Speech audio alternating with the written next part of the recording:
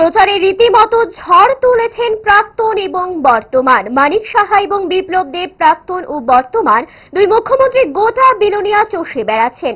প্রাক্তন মুখ্যমন্ত্রী বিপ্লব কুমার দেব এবং বর্তমান মুখ্যমন্ত্রী অধ্যাপক ডক্টর মানিক সাহা বিলোনিয়া শহর থেকে তাদের র্যালি শুরু করেছেন।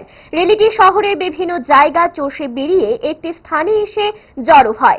এখানেই ভোটারদের উদ্দেশ্যে সংক্ষিপ্ত বক্তব্য রেখে বিজেপি প্রার্থী বিপ্লব কুমার দেবকে বিপুল ভোটে জয়ী করার আহ্বান জানিয়েছেন বর্তমান মুখ্যমন্ত্রী অধ্যাপক ডক্টর মানিক সাহা।